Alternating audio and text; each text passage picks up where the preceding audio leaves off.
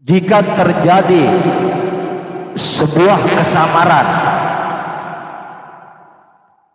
atas dirimu, artinya kesamaran itu ini berkaitan dengan hal-hal yang wajib.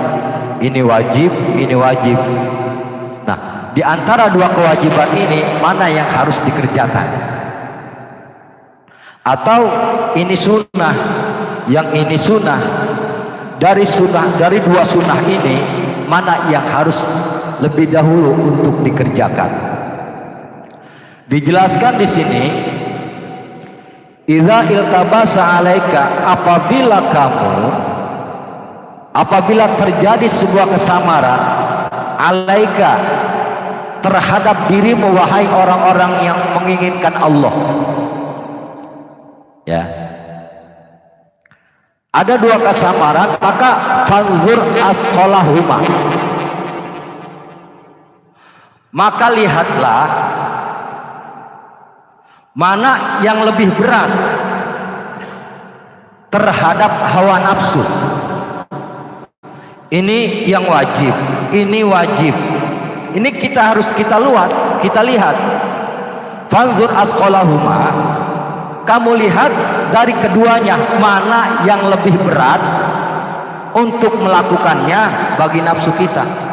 Nah, ketika kita melihat bahwa ini yang lebih berat untuk dilakukan bagi nafsu, ya, fattabi'hu, maka lakukan yang ini, yang lebih berat bagi nafsu. Kenapa harus melakukan yang lebih berat buat nafsu? Fa innahu la yasqulu 'alaiha, maka karena sesungguhnya nafsu nih tidak akan merasa berat kecuali sesuatu perkara yang benar. Jadi perkara yang benar itulah yang dirasakan berat oleh nafsu. Maka ketika kita melihat dua perkara ini wajib, tetapi yang ini lebih berat dilakukan oleh nafsu, fattabi'hu, maka yang lebih beratlah yang harus dilakukan. Karena nafsu itu kalau buat yang hak itu berat, maka inilah yang benar yang harus dilakukan. Atau perkara sunnah juga begitu. Mana yang lebih berat nih, sunnah buat nafsu? Nah, itulah yang harus dilakukan. Karena kalau yang misalnya yang benar-benar nafsu itu pasti berat. Kalau yang enteng-enteng nafsu nggak bakal berat, maka lakukan yang berat, dan itulah yang hak dan itulah yang benar. Ini idza iltabasa alaika amron fanzur asqalahuma ala nafsi fattabi'hu fa innahu la yasqulu 'alaiha illa ma kana haqqan. Jadi yang lebih berat bagi nafsu itu yang harus dilakukan. Makanya orang-orang yang salik itu, yang ingin ke Allah itu,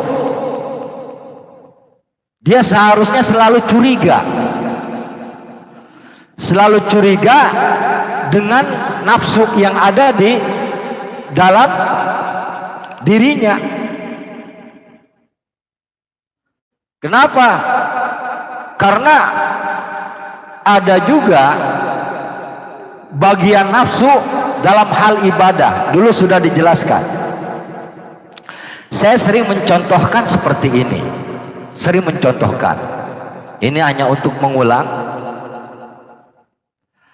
Katakanlah, ud'uni astajib lakum, berdoalah kalian, astajib lakum, kata Allah, aku akan mengijabah kepada kalian, kata Allah.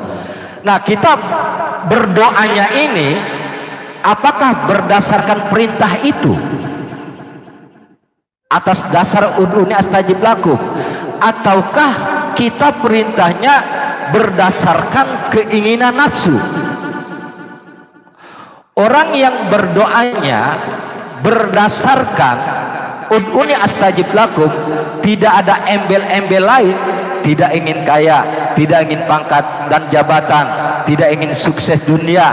Ini doa yang semacam ini berat. Sebab setiap orang yang berdoa kebanyakan ada embel-embel lain.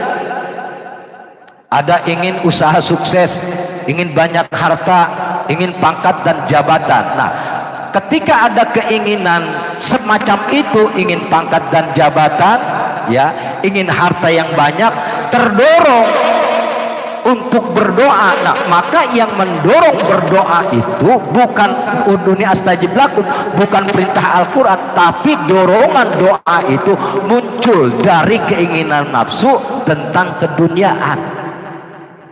Makanya ada yang semangat ibadah, pokoknya sholat tahajud jangan lepas 41 hari, baca bismillah, semangat karena ada hayalan ingin sukses ini, ya, ingin naik pangkat dan jabatan, doanya semangat. Semangatnya apa? Karena ada dorongan dunia, dan itulah nafsu. Ketika berdoa dia semangat, ketika beribadah dia bersemangat. Tapi kalau untuk lillah, berdoanya lillahi ta'ala itu berat, ya. Kita aja ibadah masih harapan surga dan ingin selamat dari neraka. Makanya orang-orang yang tujuannya hanya Allah, ibadah pun jangankan maksiat yang nyata, ibadah aja dia tuh masih merabah diri. Apakah ibadah saya ini dorongan nafsu, atau memang ibadahnya karena muncul dari sifat kehambaan, bakti seorang hamba kepada Tuhannya, ya. Makanya kita harus terus waspada, karena nafsu itu bukan hanya saja geraknya, tapi terkadang nafsu juga didorong oleh setan, Makanya dalam hal beribadah kepada Allah Subhanahu wa taala itu kita harus hati-hati dalam segala hal ketika kita beribadah. Ilmu fikihnya perlu untuk beribadah, ya, ilmu fikih lahiriah dan ilmu fikih batinnya pun perlu untuk beribadah, karena yang menyampaikan diri kita kepada Allah dalam hal wusul bukan hanya gerak fisik, tapi yang menyampaikan kita kepada Allah untuk wusul kepada Allah yaitu gerak hati, bagaimana kita bisa betul-betul ikhlas kepada Allah Subhanahu wa taala dalam melaksanakan ibadah.